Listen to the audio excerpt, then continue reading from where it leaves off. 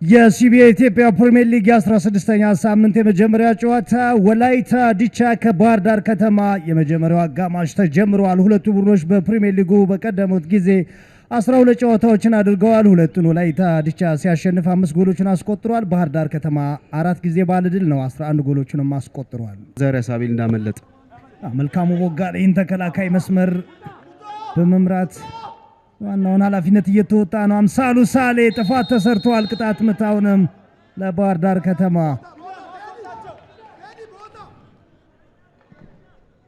ሚና ነበራቸው። ፍቅረ ሚካኤል መሬት ለመሬት የመታው ኳስ ኢላማውን አልጠበቀም።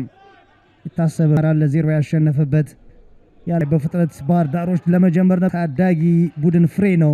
ቴዎድሮስ ታፈሰ ቴዎድሮስ ለፔፔ ሰይዶ በቀጥታ የደረሰ ዲቻ ሜዳ ሃይ ላይን ላይ ምናልባት ቅዱስ ቂርቆስ ዮናታን የመጀመሪያውን ኳስ የተቆጣጠረበት ብልሃት ጥሩ ነበር፣ ግን ናትናኤል ናሲር እንዴት አይነት ኳስ ነው ቅዱስ የሰጠው። አብዱ የመጀመሪያው ንክኪ ሞር ወደሚከላከሉ ዞን ይበልጥ የጦና ንቦች ጎል አስቆጥሯል። ካርሎስ ዳምጠው ውድድር ዓመቱ ቀዳሚውን ቀይ ካርድ የተመለከተው ተጫዋች እሱ ነው። በሲዳማ ቡና 2-0 በተሸነፉበት የደርቢ ጨዋታ ላይ ሄኖክ ይበልጣል። ሄኖክ ምን ተመልከት። ቅዱስ ቂርቆስ አሁንም ዮናታን ኤልያስን አግኝቶታል። ዮናታን በቮሊ በውጭ እግሩ ነበረ። የቅንጦት ፓስ ነው። በጣም ሌታል ነው። ከዛ ውጭ ደግሞ ክሮሶች በትሪቪል ያዘወትራል። ቅዱስ ቂርቆስ ገኙ ከሚችሉ የባህር ዳር ከተማ ተቀያሪዎች መካከል 30 ደቂቃ 0-0 ቀጥለዋል። ፍጹም ፍትሃለው ተነጠቀ። ፍጹም ምናልባት ናትናኤል ናሴሮ ቴዎድሮስ ታፈሰን አግኝቶታል። ቴዎድሮስ ታፈሰ ያሬድ ዳርዛ ያሬድ ነበር፣ አንግሉ ጠበበበት። ግርማ ዲሳሳ እንዳልከው ወደፊት ጠጋ ብሎ የሚል ተጫዋች ነውና ጀርባው ማየት አለበት። ቴዎድሮስ ታፈሰ ሌላ የማዕዘን ምት ቴዎድሮስ ታፈሰ ሌላ የማዕዘን ምት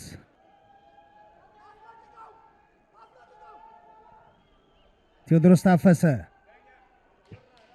አሁንም ሌላ ኮርና አቡባክር ዱምቢያ ነው የሚያሻግሩት ሎሚ ነው። የቆመ ኳስ አጠቃቀማቸው ተመልከት። ዛሬ ዲቻ ልካረድ የመጀመሪያው አጋማሽ መጠናቀቁን ፌደራል ዳኛ አሸብር ሰቦቃ አሳውቀዋል።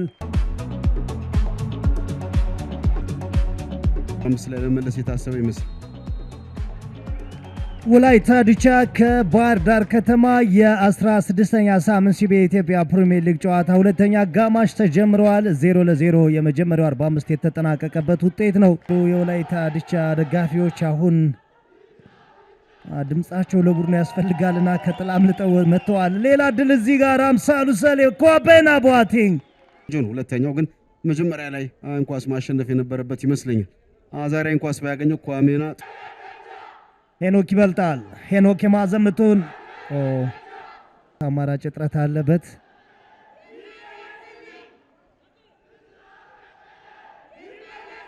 ጎሎችን ማስቆጠር ችሏል።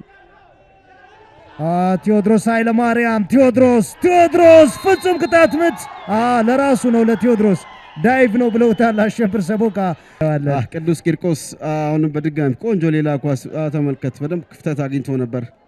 ማን ያዘዋል? እግር አልተነሳም ከቦታ አብዱ። በጣም የሚገርም ኳስ ነው የሰጠው ከቅዱስ ግርማ ጋር ያለው ንክኪ ነው። ከግርማ ጋር ሁለተኛው ኳስ ቴዎድሮስ ታፈሰ ጥሩ ኳስ ቅዱስ ቂርቆስ ወጣባቸው። ያሬድ ዳርዛ ሞክሮት ነበር። አሁንም ቅዱስ ቂርቆስ የጦና ንቦች አሁን ለመናደፍ ጊዜው ነው ያሉ ይመስላሉ። የመጀመሪያው 2:45 10 ደቂቃዎች ነበር ባህር ዳር ጥሎ ነበር። አሁን ወላይታ ናትናኤል ናሴሮ ወደ ጠባቡ አንግል ሁለት አሲስቴን ከለከላችሁኝ ያለ ይመስላል። ሩጫ ነው የሮጠው። በጣም ግሩም ሩጫ። ናትናኤል ይሄን የሮጠ ሲመጣ ሶስቱም ከ5:50 ውጪ ናቸው። ያስ አንዳቸው ወደፊት አንዳቸው ወደ ኋላ ቀረት ቢለች የተሻለ ኳሱን ማግኘት እድል አላቸው። አንድ ቦታ ነው የተደረደሩት አብዱ አጥቂዎቹ።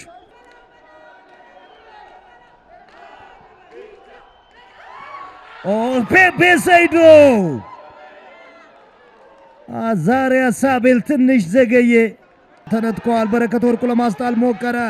ያሬድ ዳርዛ ቴዎድሮስ ታፈሰ።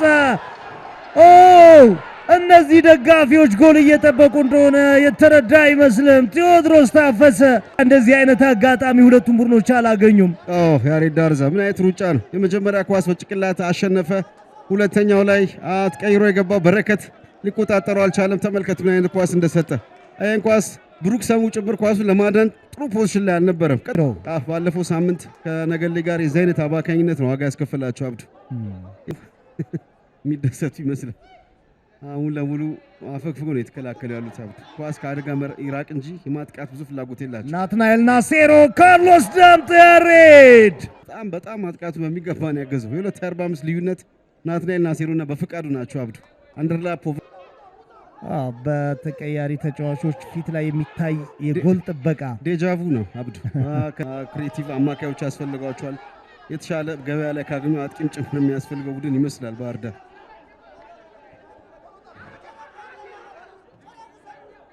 ናትናኤል ናሴሮ ልክ የመልሱ ሮራውን ወደ ሜዳ ኳሱን እንደላከ